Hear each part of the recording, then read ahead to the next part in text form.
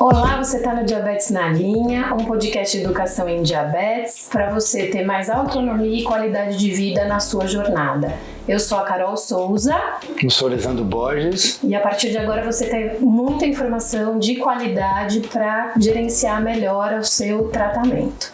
Então eu acho que para a gente começar esse primeiro episódio seria muito bom se a gente falasse um pouquinho sobre o que é o diabetes e os principais tipos, porque a gente sabe que a gente tem muita confusão ainda, né? Assim, muita gente acha que o diabetes só acontece porque a pessoa consome excessivamente o açúcar. E na verdade a gente sabe que essa não é a realidade, né? Não é o único mecanismo de desenvolver essa condição. Então, acho que a gente devia começar falando disso, assim, o que é efetivamente o diabetes, quais são os principais tipos, para que as pessoas consigam desmistificar um pouquinho. Verdade, né, Carol? As pessoas às vezes dizem, né? Chega muito paciente que fala, diabetes é porque eu comi muito açúcar, eu comi muito doce, e aí por isso que eu tive diabetes, né? Eu fiquei com diabetes. A minha diabetes é da fraca, a minha é da forte, não, a minha diabetes é daquela ruim, não, a minha diabetes é aquela tranquila, que tá bem controlada. E na verdade a gente sabe que não é assim, né? Que tem a diabetes tipo 1, que é uma doença autoimune, onde normalmente se desperta a diabetes na primeira infância, na criança ou no próprio adolescente, e o mecanismo autoimune, ou seja, o teu corpo começa a produzir anticorpos que vão atacar especificamente o pâncreas, que é o órgão que produz a insulina, e essa insulina é o hormônio que coloca a glicose para dentro da célula. Resumidamente é assim. E esse ataque no pâncreas gera a diabetes tipo 1, onde o paciente vai precisar, obrigatoriamente, usar a insulina injetável, aquela da canetinha ou da seringa e da agulha, para manter os níveis de glicose, o açúcar no sangue controlados. Esse é o tipo 1. O tipo 2, que é o mais prevalente, eu não falei tanto, mas o tipo 1 acomete em torno de 5 a 8% dos pacientes, o tipo 2 é quase 90%, é o que a gente vai ver mais em quantidade. No tipo 2 eu tenho um paciente de meia idade, ou a partir dos 40, 45 anos, que tem histórico de diabetes na família, então um avô que tinha diabetes, um tio, um pai, e ele desenvolve a diabetes por fatores genéticos também, mas principalmente por hábitos de vida. Má alimentação, sedentarismo, o excesso de açúcar na dieta e gordura saturada, e aí ele começa a ter um desequilíbrio nesse açúcar no sangue, na glicemia, gerando valores altos da glicemia que vai repercutir com o passar do tempo nas comorbidades, que é os problemas oriundos da diabetes. Tem também o tipo 3, uma resistência insulínica cerebral, que pouca gente fala, né? Existe diabetes tipo 3. Diabetes gestacional, que acomete 5% das grávidas de todo o mundo e está no pré-natal, fazer glicemia de jejum e o teste oral de tolerância. E temos os outros tipos, os tipos mais raros de diabetes, tipo MODY, tipo LADA, o leprochanismo, a doença do pâncreas exócrino, que a gente não entra muito no detalhe porque são mais raras. Mais comum, tipo 2, que acomete aí, hoje no Brasil a gente tem 17 milhões de pessoas com diabetes e destes 90% são DM2. E é muito importante a gente lembrar que a pessoa precisa saber o tipo de diabetes que tem. Muitas vezes a pessoa chega no consultório e não sabe nem o diabetes que tem. Então acha que é o tipo 2, mas nunca fez os exames necessários e aí o tratamento sai equivocado. Então assim, é o tipo de diabetes que vai determinar o tratamento. Então é por isso que é muito importante a pessoa ter a consciência, o médico informar o paciente do tipo que ele tem, para que a gente possa ter o melhor tratamento possível. Até porque o tipo 1 precisa necessariamente da insulina, mas o tipo 2 também pode usar insulina em determinados momentos, né? E a gente sabe que com a progressão da doença, é bem provável que grande maioria desses pacientes tipo 2 venham a fazer uso de insulina em algum momento. E exatamente o que você disse, essa classificação, normalmente o profissional que atendeu pela primeira vez o paciente, ele não fala, você tem diabetes. Exato. E aí a pessoa fica naquela, é tipo 1, é tipo 2, a gestante, né, gestacional, aí a dúvida da gestante, será que quando ganhar o bebê, vou continuar? Ou será que eu vou curar? Ou é só na gestação? Então, essas perguntas ficam um turbilhão na cabeça do paciente e é nosso papel como profissional de saúde também ajudar a esclarecer. Mas entrando nesse mérito da droga que o paciente vai utilizar, do medicamento, o tipo 1 utiliza exclusivamente a insulina. Pode usar algum outro adjuvante para melhorar alguma questão, uma comorbidade, por exemplo, o início de um problema renal, aí ele pode usar um inibidor da SGLT2, né, para ajudar a performance renal e até a cardiovascular. Mas normalmente é só insulina. E o tipo 2, qual é o grande desafio, Carol? Ele entra no tratamento com um antidiabético oral, normalmente a metformina, que é o mais comum, e ele fica longos anos na metformina, não monitorando a glicose, que a gente sabe que tem que ser 6 vezes ao dia, antes do café, 2 horas depois do café, antes do almoço, 2 horas depois do almoço, antes do jantar, 2 horas depois do jantar. No mínimo 6 vezes. Aí ele monitora 1 ou 2 vezes, acha que tá bom, e não volta no médico, não atualiza o seu status da diabetes, que ela vai agravando com o passar do tempo, e fica sempre na metformina. O que a gente vê aí nas últimas diretrizes? O paciente com acima de 170, 180 miligramas jejum, ou até mesmo pós-alimentação, ele já teoricamente já teria que entrar com uma insulina à noite. Dá uma insulina lenta à noite. E isso, claro, o médico avaliando todo o status do paciente. Mas o que a gente vê? Não quero ir para insulina. Tem muito medo, né? Tem muito preconceito.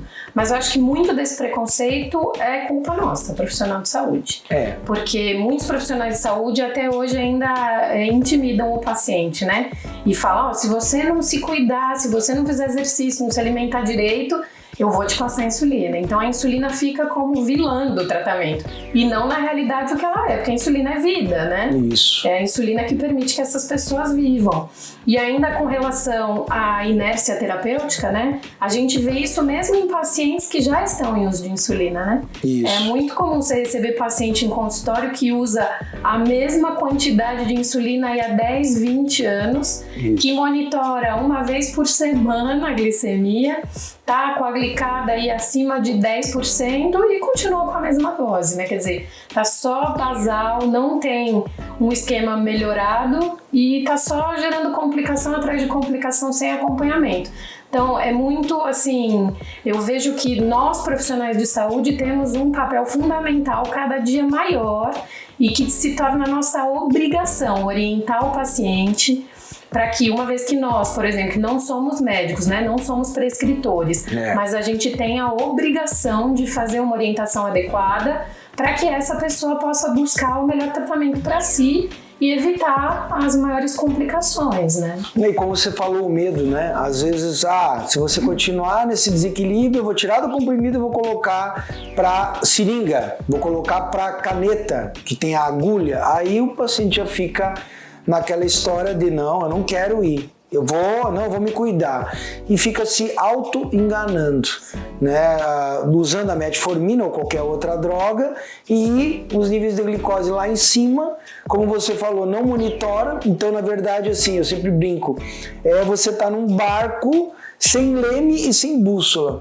Você está à deriva, pode bater numa pedra, pode bater num iceberg lá do Titanic, porque a comorbidade é o iceberg, a comorbidade é a pedra, porque ele fica anos tomando aquela medicação via oral, aquele medicamento via oral, e o problema latente, o problema cardiovascular, a placa ateromatosa, um AVC que pode aparecer, o problema vascular nas pernas, né? O próprio pé diabético, né? O pé, em quem tem diabetes, que é a má circulação que gera a ferida, que pode gerar amputação, o problema renal, tá aí, que também é lento, gradativo, e o olho, né? Às vezes ele chega no oftalmologista e já tá com uma perda de visão aí, você perdeu 80% da visão e não tem mais como reverter. Ele acha que enquanto não aparece nenhum desses sintomas, tá tudo bem. Tá, né? Tudo bem. E aí quando o sintoma aparece, a situação já tá grave, e aí às vezes começa a usar insulina naquele momento e a pessoa pensa que a comorbidade, o agravamento é por conta da insulina. Isso. Quando na verdade foi a falta dela, né? Porque se tivesse instituído um tratamento anterior, né, precocemente, antes de ter qualquer um desses sintomas, provavelmente prolongaria aí, né? Demoraria muito mais para aparecer qualquer comorbidade, tá? É muito sério, né? E a insulina é uma faca de dois gumes, porque é um hormônio que vai enviar a glicose para dentro da célula. Qual o problema do paciente? Tem o nível de glicose sempre alto, esse nível de glicose sempre alto vai gerando problema em vários órgãos, como eu falei, né? Rim, olhos, coração, sistema nervoso, a parte vascular, os pés. A insulina, faca de dois gumes, porque se ela é usada sem uma orientação, sem uma contagem de carboidrato, o que eu estou comendo para usar aquela dose? Então, uma dose fixa, por exemplo, que a maioria dos pacientes, o que acontece? Um dia, eu não estou sem saco de comer, não quero tomar isso de café da manhã, come meio pão, come um pedaço de fruta e lá naquela prescrição médica era para o cara comer um mamão inteiro e 2 pães franceses, que é o que ele contou para o médico que ele comia. O que acontece? Aquela dose de insulina vai gerar uma hipoglicemia. Ele vai passar mal, vai suar frio, vai enxergar tudo escuro, pode desmaiar, se ele está dirigindo um carro pode causar um acidente e aí ele começa a ficar com medo da insulina. Não vou usar, tem que ter cautela porque eu estou usando e está me fazendo mal. E o medicamento oral é a mesma coisa. Veja, a diabetes é uma doença sintomática. Ele descobriu que ele picou a ponta do dedo e deu 300 e 400. Ó, você está com diabetes, o tratamento é esse. Ele nunca sentiu nada. Ele urinava um pouco a mais, comia um pouco a mais, bebia um pouco mais de água. Agora com o medicamento ele tem impotência, tem dor muscular, tem náusea, tem vômito, tem diarreia. O que ele faz? Para de tomar. Então, é o grande desafio. E é por isso que é importante a educação, né? Educar em diabetes é parte do tratamento necessário. Porque, é o tratamento. Né? Porque se a pessoa sabe tudo o que vai acontecer com ela a partir daquele momento que ela vai tomar aquele medicamento, ou a partir daquele momento que ela vai usar insulina, como é que ela tem que tratar cada vez que ela tem um episódio de hipoglicemia, já sabendo que isso pode acontecer. Isso. Né? Então, quando ela sabe tudo o que é possível acontecer, ela passa a se cuidar melhor, né? Por exemplo, você vê muitas vezes pessoa tem um episódio de glicemia e de hipoglicemia e sai comendo tudo que vem pela frente. Logo em seguida, a glicemia tá lá nos 300, 400 e ela vive nessa gangorra. Isso. E o que comer na hipo? Isso é uma pergunta que sempre se faz, né? Chocolate, sorvete, não. Então, em torno de 3 balas de menta, eu preciso de 15 gramas de carboidrato de liberação rápida. 3 balinhas de menta, ou um copo de suco de laranja, ou um copo, qualquer outro suco também, um copo de água com açúcar, uma colher de açúcar num copo d'água, um refrigerante sem ser diet ou light, porque o zero não tem açúcar, 4 ou 5 aqueles balinhas Pletz, 6 bolachinhas, água e sal também ajudam. O Glistan também, que é o sachêzinho, ou 2 ou 3 sachêzinhos de mel. Então, isso é o correto. O que o paciente faz? Come coisas que, por exemplo, um pedaço de lasanha. Uma fatia de bolo. Fatia de bolo. Tem gordura e carboidrato. A gordura, ela atrasa a absorção do carboidrato, gerando um atraso no aumento dessa glicemia. Ele continua passando mal e come muito mais, daqui a pouco ele está com 200, 300 de glicemia. E não esquecer de medir de novo 15 minutos depois, né? Isso. Para ver se realmente os níveis já voltaram ao normal. Se não tiver voltado ao normal, repete o procedimento. Agora, se já tiver sintomático, sem consciência, né? Que já tiver aí abaixo dos 45, é emergência e precisa chamar o SAMU, levar. Isso. A gente vê muita criança, né, Carol, nas escolas, que a própria professora, a escola não tem preparo para lidar com a criança com diabetes tipo 1. Ela passa mal, faz o estardalhaço, chama o bombeiro, chama a ambulância e, na verdade, se usar esses alimentos de 15 gramas de carboidrato de liberação rápida, como eu falei antes, rapidamente essa criança se restabelece em vida normal. Sim. Então, a gente também precisa levar para as escolas a educação em diabetes. Exato. Outra coisa que você falou da questão da pessoa não saber tratar e aí fica sem saber o que fazer é com relação à aplicação de insulina, né? Isso. Tem muita gente que amanhece no jejum e hipoglicemia, aí não faz a aplicação da insulina lenta por medo de piorar a hipoglicemia. Isso. Mas a gente tem que lembrar, a insulina lenta, né, ou a de média duração, ela demora até começar a fazer efeito. Então, assim, precisa tratar a hipoglicemia imediatamente, mas manter a aplicação de insulina, porque senão mais tarde, aí os problemas da hiperglicemia vão surgir, né? Perfeito. Você vai comer. Você tem o garfo, a faca e a colher. Cada coisa tem a sua função. A insulina também. Eu tenho insulina rápida, ultra rápida, que é usada antes das refeições para mandar aquele alimento, aquela glicose para dentro da célula. A insulina lenta ou ultra lenta, ela tem outro papel. É uma insulina que a gente chama basal, a outra é bolus. Essa é a basal, que normalmente é utilizada ou pela manhã ou pela noite. E a durabilidade dela, uma glargina, ela vai durar quase um dia todo. A degludeca, ela vai durar quase 2 dias na corrente circulatória. Então o que ela faz? Ela impede que o paciente chegue num topo de glicose muito alta, tipo 300, 400, 500. Então a basal, ela vai regular mais ou menos a metade da glicemia do paciente dentro da normalidade. E a rápida, os outros 50%. Isso o paciente não entende. Então ele tem aquela prescrição, ele não sabe muito bem por que ele usa uma, por que ele usa outra. Outra coisa, começou a comer, eita, esqueci da insulina. Aí aplica, aí vai subir desnecessariamente, porque não aplicou 15 minutos antes. A não ser que eu use a Fiasp, que é a insulina ultra rápida, que aí sim eu posso aplicar durante a refeição e ela vai fazer o seu papel. Então, eu tenho que saber qual é a ferramenta que eu tenho. É garfo, é faca, é colher. É a rápida, é ultra rápida, é NPH, é regular, que muito paciente ainda utiliza. E quanto tempo vai levar para ela mandar a glicose para dentro da célula? Se a gente for falar da regular, né, que muitos pacientes do SUS hoje ainda usam, a regular precisa ser tomada 30 minutos antes da refeição, pelo menos, Isso. né? Agora já as outras, né, rápidas, aí os 15 minutos são suficientes. Isso. E muitas vezes é isso que acontece. A pessoa acha que está tomando direito, toma lá imediatamente antes de comer, não vê o resultado quando monitora e acha que a insulina não está funcionando. Isso. Mas na verdade é porque não está usando o equipamento de maneira correta, né? Não está fazendo o uso certo do medicamento. Aí está a importância do farmacêutico participar desse processo também, né? A gente entra hoje o farmacêutico na equipe de saúde efetivamente como profissional de saúde, e é muito ainda desconhecido e desacreditado, né? O farmacêutico ainda tem aquela posição de ser o cuidador das caixinhas e não o cuidador do paciente. Isso. Né? O cuidador do remédio. Tá atrás do balcão, né? Exato, só serve para entregar a caixinha. Quando na verdade o nosso papel é muito maior, né? A gente tem a obrigação de participar ativamente do tratamento do paciente, e essa questão relacionada ao medicamento, à bioquímica, à farmacologia, são coisas inerentes à nossa profissão. Então é nossa obrigação fazer isso, né? Com certeza. Então a gente precisa não só entregar a insulina, não só entregar o medicamento, mas naquele momento ali, seja atrás do balcão, seja em consultório ou num ambulatório de diabetes, fazer a orientação, né? Explicar quantas vezes for necessário, porque também assim, não basta falar uma vez, porque o cuidado em diabetes tem muita informação, né? Isso. É um livro, né? É uma bíblia de tanta coisa que se tem para falar sobre o diabetes. Se a gente ficasse aqui, ia ficar 5 horas o dia todo falando.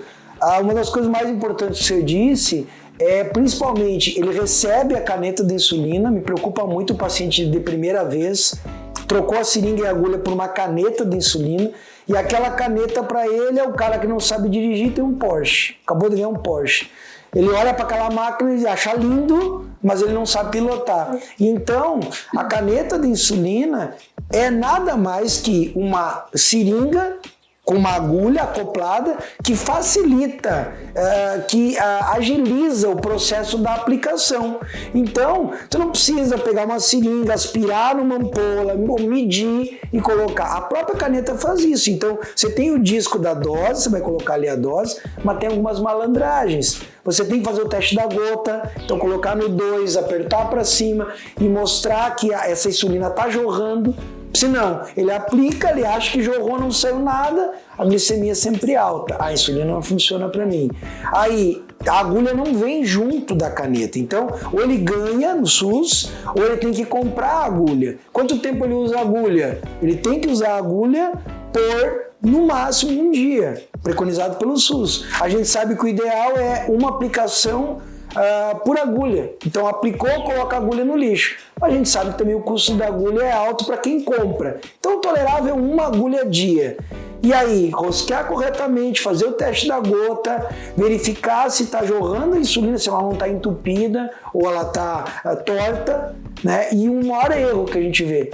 O paciente tenta recolocar a capa, se pica ou entorta a agulha e isso acaba prejudicando o tratamento. Então, onde guardar? Na geladeira, em que parte? Nunca na porta, sempre perto do gavetão dos vegetais, longe da parede da geladeira, porque ali eu mantenho uma temperatura estável, não muito fria, né? Então tem que ser de 2 a 8 graus e mantém a insulina no prazo de validade. Agora, a insulina que ele está usando fora da geladeira. Quanto tempo? 6 semanas e ela aguenta até 30 graus. E essa questão da informação sobre refrigeração ou não é tão importante porque isso prejudica até a adesão do paciente ao tratamento, né? Muitas vezes a pessoa tem vergonha de sair com o isoporzinho, com a insulina no isopor, ou às vezes até mesmo é incômodo, né? Vai sair e tem que ficar carregando aquilo. Então assim, saber que não é necessário manter em refrigeração ajuda muito, né? Saber que você pode pegar sua caneta, botar na bolsa e onde você tiver, você conseguir fazer a aplicação ajuda muito, especialmente em criança, né? Porque às vezes vai para a escola e precisa aplicar antes do lanche, né? Já tem esse estigma aí da agulha, da seringa, né? Fica uma sensação difícil. Então a caneta facilita muito esse processo de adesão, porque é muito mais simplificado o uso, né? Eu até tenho uma aqui para mostrar, para quem não conhece, essa daqui é a canetinha descartável, né? Então essa é uma das que o SUS fornece, é a insulina Aspart, né? Que é ultra rápida, então ela vem assim, o corpinho dela é de plástico, você tira a tampa, rosqueia a agulhinha aqui, né? Então ela é uma agulha muito pequenininha, assim, quase não se vê, então o processo também de aplicação é muito mais indolor, né? A pessoa sente muito menos incômodo na aplicação e ela já vem com a quantidade aqui no visor, então você consegue aplicar até que se acaba a insulina que vem aqui dentro nesse vidrinho. Então, que nessa daqui que já está vazia, você não consegue mais girar o seletor de dose, porque já acabou. Então, isso faz com que a pessoa saiba melhor, né? Ó, agora realmente acabou minha insulina. E aí ela vai descartar de forma apropriada. Então, poder levar a caneta na bolsa ou na mochila, né? Que aí realmente não vai ultrapassar os 30 graus, a gente fica mais tranquilo com relação ainda. Até mesmo aqui em Aracaju, que é esse calor. Mas assim, dentro da bolsa ou dentro da mochila, essa temperatura fica garantida e aí a pessoa pode se aplicar de maneira mais fácil. E até por ser uma caneta, eu acho que tira muito desse estigma, porque você acredita que esses dias eu tava vendo na internet a pessoa falando que estava fazendo aplicação de insulina, assim, num ambiente público, e ouviu comentários falando assim pro filho: ah lá, usando droga, ó, o que será que ela tá fazendo, essa doidona? Isso. Então, quer dizer, até hoje a gente tem esse estigma, né? E aí, sendo a caneta, eu acho que é mais prático e fica, assim, visualmente menos estigmatizado, né? Fica uma coisa mais simples. E a pessoa tem vergonha, né, de dizer que tem diabetes. A gente sabe que tem a fase da negação, a fase da vergonha, a fase da culpa, né? O que eu fiz para ter essa doença? A gente ouve muito de adolescente, criança, né? Que arte que eu fiz, né? Uma criança pequena, né? O que eu fiz para Deus para merecer isso? Então, assim, a gente tem que quebrar esses paradigmas e entender que viver com diabetes pode ser uma oportunidade para a pessoa se cuidar mais, praticar exercício, comer melhor e ter uma vida saudável com diabetes. Esse é o caminho. Do que a pessoa...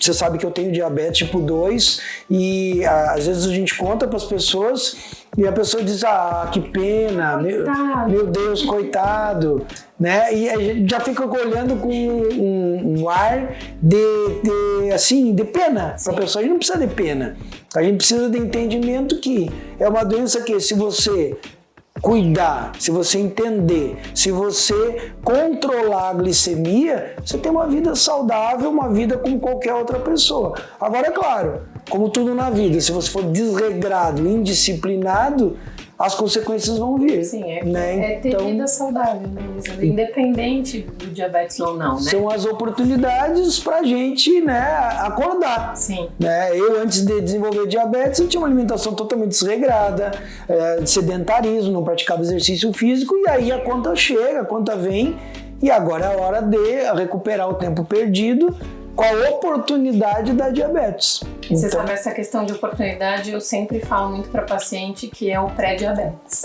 Né? Ter o diagnóstico de pré-diabetes, eu falo que é uma bênção, porque é naquele momento que você efetivamente pode tomar uma decisão na sua vida. Você pode falar, não, a partir de agora eu vou mudar, e a sua mudança é capaz de reverter o quadro, né? Isso. Então, o pré-diabetes existe, porque muita gente fala, mas existe isso, pré-diabetes? Meu médico falou que eu tenho pré-diabetes, né? Ou é ou não é? E na verdade não, existe. O pré-diabetes existe, né? Quando a glicemia ainda não atingiu a faixa do diabetes, mas ela também já não está mais na faixa de normalidade. Isso. Então, se está ali abaixo dos 126, ainda é momento de se tratar como pré-diabetes. Isso. Que vai ser tanto na mudança de estilo de vida, né? Você pode começar a praticar exercício, melhorar a condição da alimentação e em algumas vezes até usar algum medicamento, né? Muitas vezes aí a metformina, que é a rainha do tratamento do pré-diabetes e do diabetes também ainda, né? Isso. Mas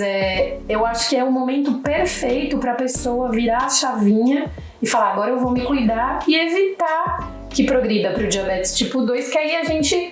É aquela história, diabetes ainda não tem cura, né? E a gente ouve muito, né? Às vezes média do paciente nos points, nas triagens, deu 250 a glicemia. Não, eu tenho pré-diabetes. Aí você pergunta, há quanto tempo? A pessoa fala, há uns 2 anos mais ou menos. Então ele tá com aquela ideia ainda que foi falado pra ele há um tempo atrás, fica com aquilo, nunca mais fez exame, e a pré evoluiu para diabetes. E a pessoa fica com aquilo, não, é pré. É pré mais amena, né? Mais leve. E na verdade, a evolução ela acontece em 80% dos pacientes. Por quê, Carol?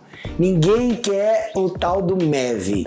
Mudança de estilo de vida. Ninguém quer mudar nada.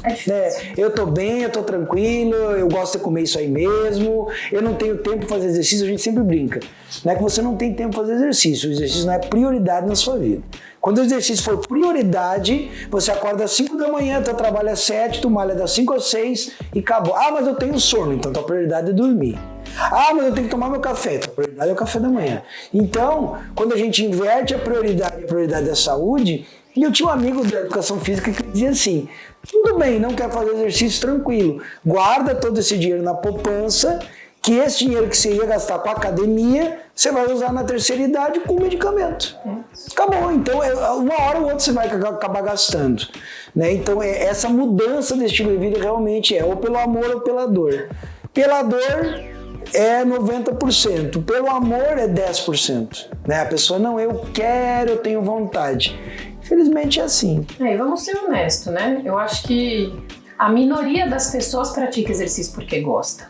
Né? A grande maioria pratica porque precisa, né? Porque já entendeu que aquilo é uma necessidade e transforma numa prioridade. Isso. É exatamente isso que você falou. Enquanto não tratar a saúde como prioridade, tudo vai ser prioridade menos a saúde. Exatamente. Vai fazer tudo antes de se cuidar, né? Exatamente. E importante também a pessoa fazer o exercício físico que ela goste, né? Porque às vezes, muitas vezes, vai pra academia erguer ferro. Eu particularmente não gosto de ficar lá erguendo ferro.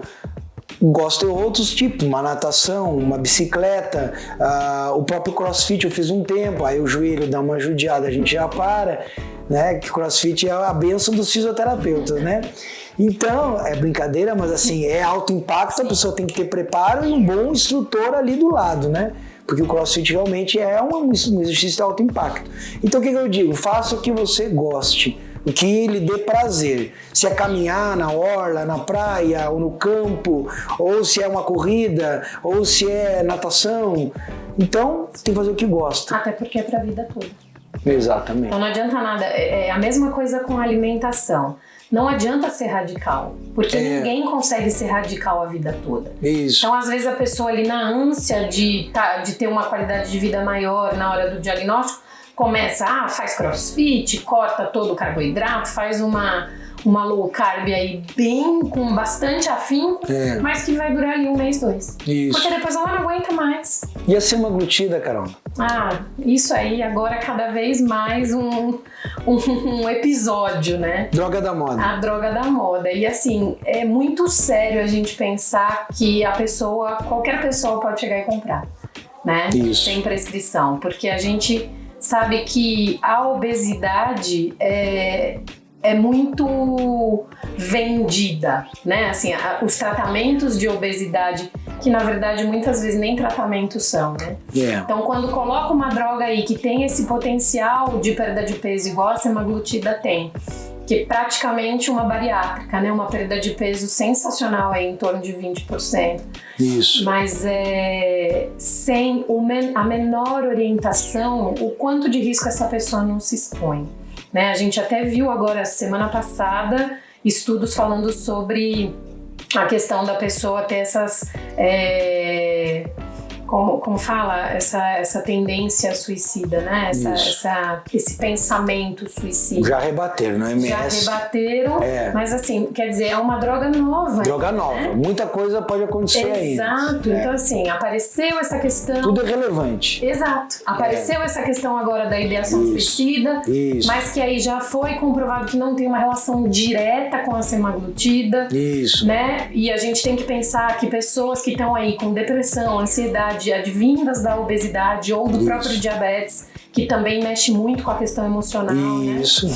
E aí quando você vê as drogas sendo lançadas, são drogas promissoras, são drogas importantes, né? Claro. Que podem trazer uma melhora significativa aí para a saúde da população, mas que são usadas indiscriminadamente. Isso. E aí a gente vê esses absurdos acontecendo, os riscos a que as pessoas estão se expondo, e que a gente pode minimizar e usar de maneira adequada para ter sucesso. Isso. Né? Do meu ponto de vista, semaglutida tinha que ser venda controlada. Venda controlada com receita médica. Por quê? Igual antibiótico. Né? Igual antibiótico, igual psicotrópico. Porque banalizou. Né, blogueiros, youtubers estão indo e divulgando, usei, perdi tantos quilos, e as pessoas querem o remédio milagroso.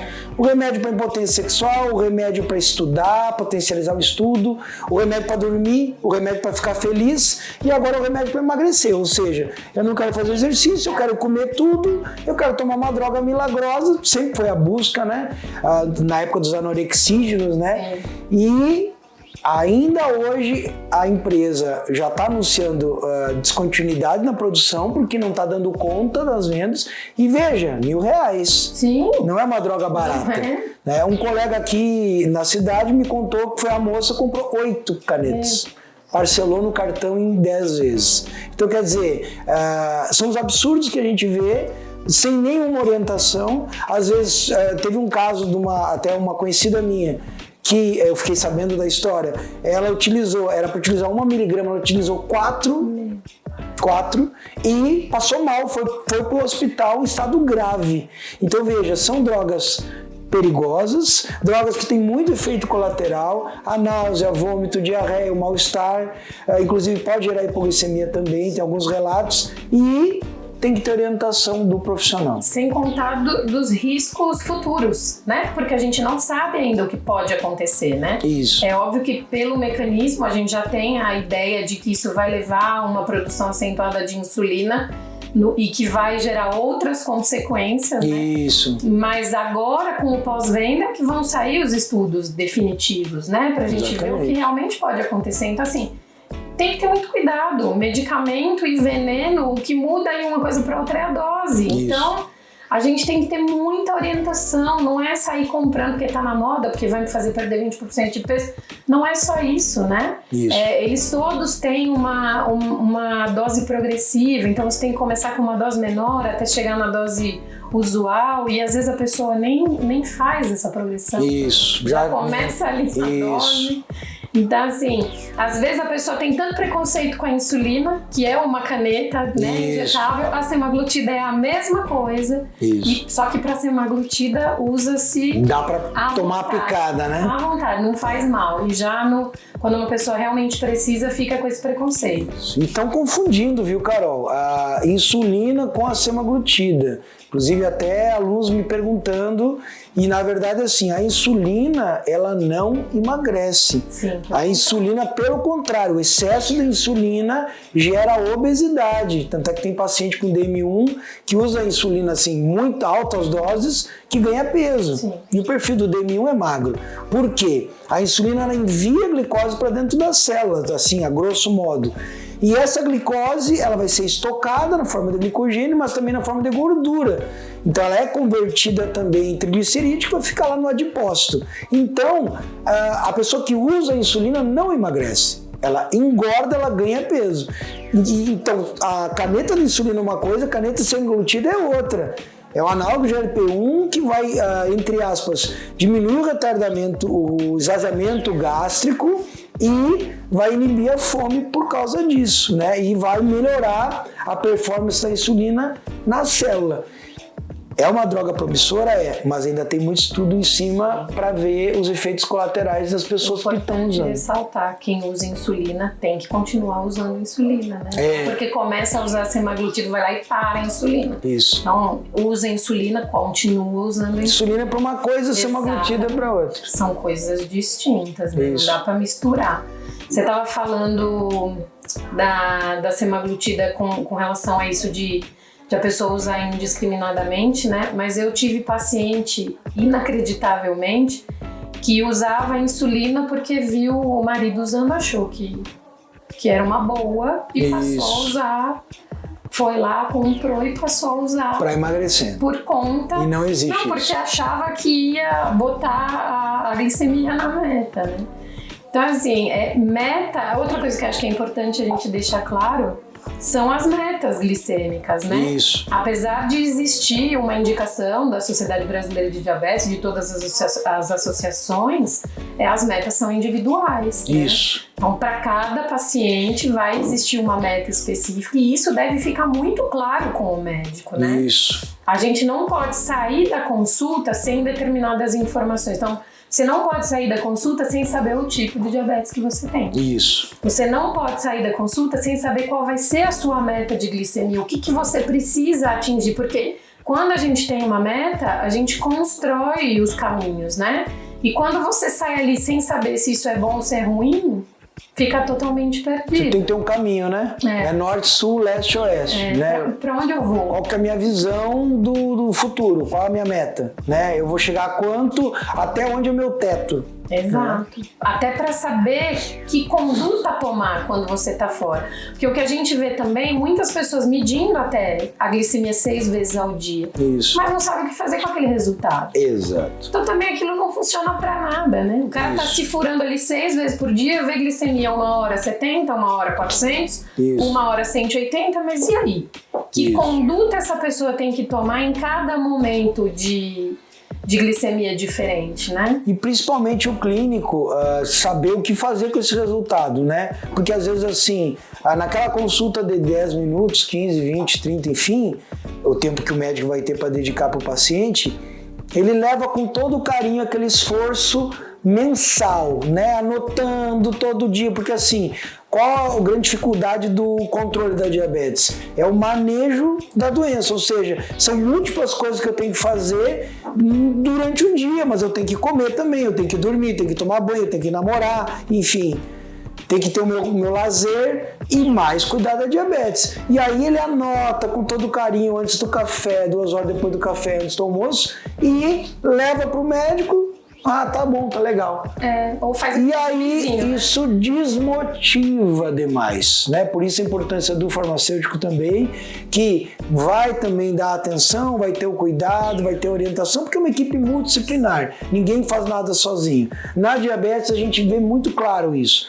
O nutricionista com o papel da contagem de carboidrato, orientação alimentar, o enfermeiro com a parte do pé, do curativo, do manejo também da insulina, o farmacêutico, a droga, a insulinoterapia, né, o manejo da caneta de insulina, armazenamento, prazo de validade, e o médico controlando a parte da posologia, que horário que você vai utilizar, e todo mundo afiado, trabalhando junto como elo de uma cadeia em prol do paciente. Se isso não funcionar, cada um fala A, B, C, D e E, e o paciente fica no meio perdido, sem saber para onde vai. E é impossível um profissional só dar conta de tudo. Não tem como. Porque é o que a gente está falando, é muita informação. Então eu fico aqui imaginando uma pessoa saindo, uma criança aí dos seus 9, 10 anos, saindo do consultório do endócrino com a informação de que tem DM1. Isso. Os pais desesperados, Isso. porque ainda acham que é uma sentença de morte, né? Isso. Que é uma vida incapaz, né? E a gente vê que não é muito possível, é o que você falou, que o diabetes não precisa limitar a vida, né? Existem cuidados a serem tomados, mas não precisa limitar. E aí a pessoa sai com aquele diagnóstico com praticamente zero de informação. E vai buscar na farmácia. E aí ela vai na farmácia, compra a insulina, vai embora para casa mais uma vez, muitas vezes sem nenhuma informação. Isso. E aí acaba buscando informação na internet. Na internet. E aí aquela enxurrada de informação errada. Isso. Né, de informação equivocada e assim dissonante, quer dizer, um falando uma coisa, o outro falando outra. Cursos malucos de como resolver a sua diabetes em 3 passos. 15 dias e chá de diabetes para tudo que é lado. Isso. Então assim, eu fico imaginando assim, esse pai, essa mãe que sai ali do consultório sem nada de informação, com o desespero do filho estar nessa condição. Isso. Tendo que mandar essa criança para a escola, sem nem saber como orientar quem está recebendo essa criança na escola. E aí aquelas cetoacidoses frequentes, né, um risco de vida frequente, é desesperador. Então é por isso que a gente tem que ter o tratamento multiprofissional. Não dá para uma pessoa só cuidar de todos os aspectos. Então, assim, o médico vai fazer o papel dele de diagnosticar, de prescrever, de orientar tratamento. Aquele paciente sai dali, ele tem que ter na farmácia um ponto de apoio, ele tem que ter o farmacêutico como profissional que vai orientar o uso daquele medicamento, o armazenamento, o transporte, tudo direitinho. Vai ter que passar com um nutricionista para aprender a fazer a contagem de carboidrato, porque a gente vê esses pacientes ficando obesos justamente porque pensa, a contagem de carboidrato, eu posso comer o que eu quiser. Isso. Então come aí, 200 gramas de carboidrato por dia, aplica insulina. Taca insulina. Achando que tá tudo bem. Já foi. Né? Então, tem que ter um nutricionista para esse manejo, tem que ter um enfermeiro na busca das complicações, né, no rastreio. Isso. O fisioterapeuta participando junto com o tratamento do pé diabético, tem que aprender todos os exames que precisa fazer anualmente para acompanhar a doença. Quer dizer, precisa ter muita gente envolvida. Hemoglobina glicada, para que eu faço isso de 3 em 3 meses? Qual o objetivo? Né? Então é um exame padrão ouro, a gente sabe, mas a hemoglobina glicada ela pega o pico e o vale, então ela estabelece uma média. Será que aquela média é a realidade do paciente? A gente tem visto estudos no monitoramento contínuo, Freestyle Libre, né, que é o sistema assim, um dos sistemas mais modernos de monitoramento de glicose hoje, que me dá a hemoglobina glicada estimada e me dá o TIR, né, o time range, o tempo no alvo, que é ideal porque ele sabe aonde ele está voando naquele espaço, né? Então de 70 a 180 é o tempo no alvo. Quantos por cento ele vai ficar no tempo no alvo? Ele vai ter hipo abaixo do alvo ou ele vai ter hiper acima do alvo? E isso é parâmetro para ajuste de dose, para insulinoterapia, então é fundamental. Só que eu só tenho isso no monitoramento contínuo. E que infelizmente hoje não é a realidade financeira de muita gente. R$260, R$280. 14 dias, né? 14 dias. Quem tem isso? Né? Numa realidade, numa população SUS dependente, onde infelizmente o sistema não entra no rol dos aparelhos, né, para serem distribuídos gratuitamente pelo SUS. E ainda a gente achando que simplesmente é uma questão de comodidade, né? Comodidade não é de pica o dedo 6 vezes ao dia, né? Tem gente que fala, mas isso aí não serve pra nada, é só pra não ter que picar, mas não. São informações cruciais para o tratamento. Isso. Né? Quando a gente fala, a pessoa precisa permanecer 70% do tempo no alvo, isso, né? com a hemoglobina glicada só, você não consegue mensurar isso. Né? Porque você pode ter lá glicemias de 400, glicemias de 50 e no bolo isso tá dentro do alvo. Né? Então você aparece com uma glicada de 7 ou de 6,5, mas na realidade você tem tantas flutuações que isso é até pior para as complicações que vêm. Né? Então, assim, o sensor realmente é primordial no tratamento e, infelizmente, com pouquíssimo acesso, né? E a bomba de insulina, né, que a gente chama de SISI, carinhosamente, que é o Sistema de Infusão Contínua de Insulina, também é outra realidade fora dos padrões brasileiros, né? Eu tenho uma pequena parcela que utiliza a bomba de insulina. Hoje a gente vai nos congressos, o pâncreas artificial, né? Que é um algoritmo que já consegue estimar quanto que a glicemia vai subir, aí ele joga a insulina proporcional, é fantástico. Sim. A vida da pessoa fica normal com a bomba de insulina, com o sensor e com o algoritmo. Né? Que, por incrível que pareça, as empresas que fabricam as bombas ainda não adaptaram para o pâncreas artificial. A gente não entende por quê. E aí, vida normal. Só que é uma realidade de um sistema caríssimo, com os insumos caríssimos também. Quem que a gente vê? Paciente que judicializa, ganha o sistema e às vezes não utiliza corretamente. E não consegue, às vezes, muitas vezes, os insumos também. E às vezes aquilo ali para ele se transforma em outro problema. Porque como é um sistema muito tecnológico, a pessoa tem que contar carboidrato, então não é, coloquei a bomba, a vida que segue. É um sistema tecnológico, você tem que saber contar carboidrato, ajustar a bomba porque você está comendo, não é colocar ali e adeus. Então tem que ter sempre a tecnologia aliada à educação. Não adianta. Educação em diabetes. Jocelyn. Grande Jocelyn. Tudo que a educação em diabetes é o tratamento, ela não faz parte do tratamento. Você tem que entender a tua doença. Você tem que entender a hipertensão, você tem que entender o reumatismo e você tem que entender a diabetes. Não adianta, não tem pra onde correr. O profissional, eu falo que a gente que trabalha com diabetes, você tem que estudar todos os dias.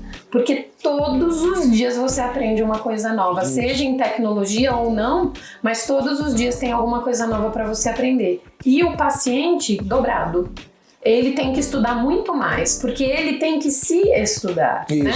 Porque muitas vezes um alimento que sobe a sua glicemia, a minha não sobe na mesma proporção.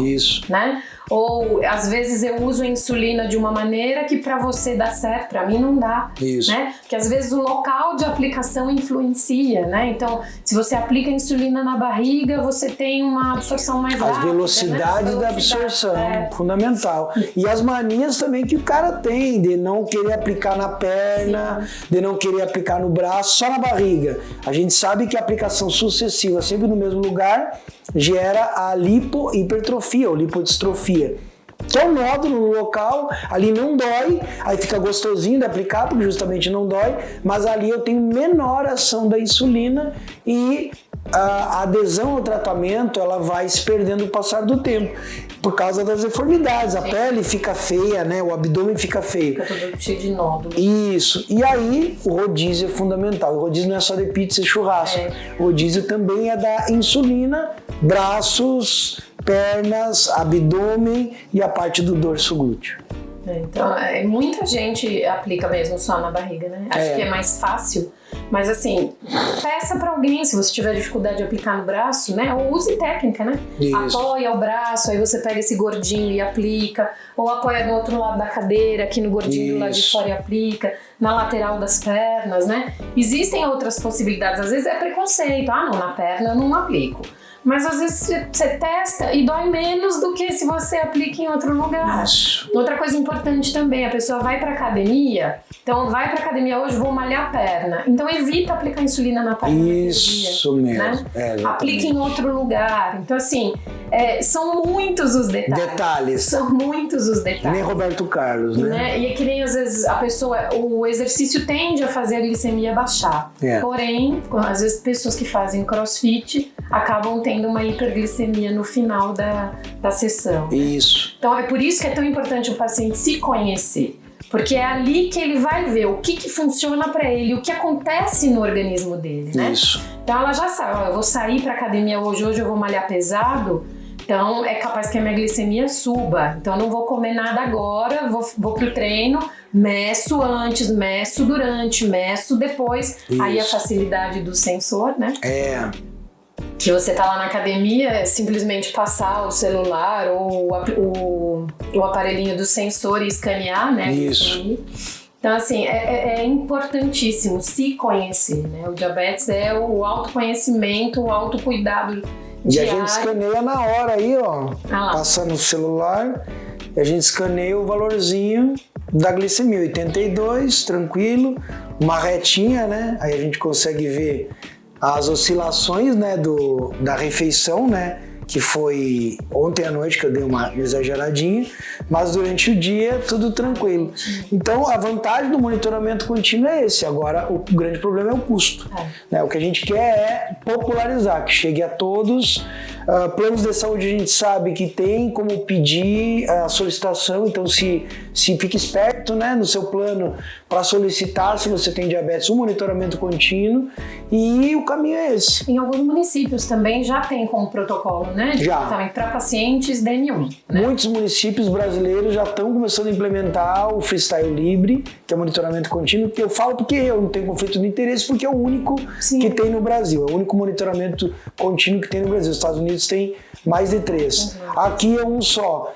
E aí, infelizmente, a gente depende do preço que eles colocam e que os municípios se sensibilizem, os secretários de saúde, paguem isso, porque não é custeado pelo SUS, para dar mais qualidade de vida para o paciente. E que fique claro, não é comodidade, né? Não é só falar porque não está furando, não. Essas informações que ele transmite são extremamente importantes para o paciente tomar conduta e para o médico tomar conduta. Isso, né? isso. Porque o médico tem lá um sisteminha que ele consegue visualizar todos os escaneamentos e tem relatórios ali dizendo o time range, que é o tempo no alvo, dizendo o percentual de hipoglicemias, né? Então, nesse momento que o médico consegue visualizar, ele consegue tomar conduta. Então, ele vê lá, o paciente está ficando 15% em hipoglicemia. Puxa vida, tenho que manejar essa insulina. Então, faz parte do tratamento, né? Faz. E que não é só para o diabetes tipo 1, para o tipo 2 também é funcional, né? Isso que você falou é fantástico, porque assim, às vezes a pessoa pensa, não, monitoramento contínuo é só para DM1. Não, monitoramento contínuo que é a picada na ponta do dedo que é substituída por um sensor, um filamento, não fica agulha, um filamento, fica no fluido intersticial, aquela aguinha que banha nossas células, ali tem glicose, aquela glicose que já está entrando na célula, não entrou ainda. Ele monitora aquela glicose ali, então não dá para comparar aquela glicose com a glicose capilar, e nem da glicose capilar com a glicose venosa. Cada uma tem um valor próximo, mas diferente.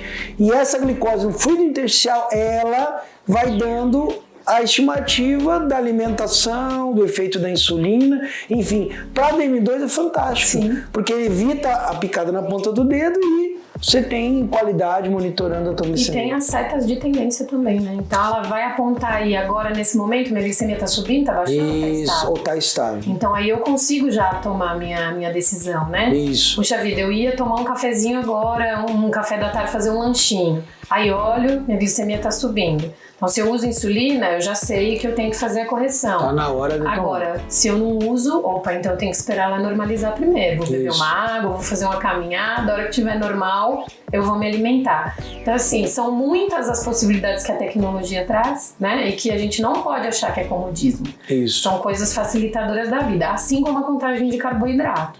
Muita gente pensa que contagem de carboidrato é exclusivo para paciente DM1 ou que usa insulina. DM2 também precisa contar. Precisa contar. Pode não ser a contagem de carboidrato completa, que você vai contar aí para aplicar insulina, mas você faz por substituição. Isso. Né? Então precisa contar para saber o que você vai poder comer naquele momento e até para você ter mais liberdade de escolha também. Isso. Porque normalmente você fica naquela dieta restrita e fala, bom, não, no meu almoço eu só posso comer isso, isso ou isso. E aí, de repente, naquele dia você tá em um outro ambiente, você fica se privando e com a contagem você até consegue ser mais maleável, né? Com certeza, né? Porque a vida não é linear. Você tem festa de aniversário, você tem a pizza da empresa, você tem a festinha do filho e tudo isso, veja, A nossa vida é recheada de carboidrato. Tem carboidrato em tudo que a gente possa imaginar. Meu maior terror é aeroporto, porque aeroporto você olha, qualquer lugar que tenha para vender comida em aeroporto é rico em carboidrato. É o pastel, é a coxinha, então tudo é carboidrato. E não tem opções para quem tem diabetes, né? Não, a comida aqui, zero carboidrato, então uma quantidade de carboidrato reduzida.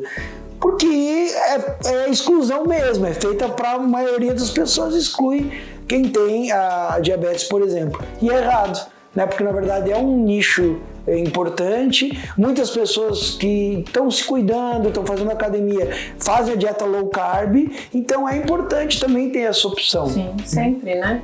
Justamente, até tem agora esse projeto, né, um PL que está em votação para tornar o diabetes uma condição de deficiência, né? PCD, isso. E é uma polêmica incrível, até mesmo dentro da comunidade de pessoas que têm o diabetes tipo 1, né? Não se chega aí num consenso. Eu acho importante. Eu também tenho essa percepção. É vantagem. Eu acho vantagem, eu acho que é um direito, né, que vai dar muitos benefícios para a pessoa. Eu vou comprar um carro melhor. Pronto, então para você esse é o benefício que você quer. Eu vou na fila, enfim, a vaga lá perto do lugar, na clínica que eu vou consultar, a vaga vai ser minha.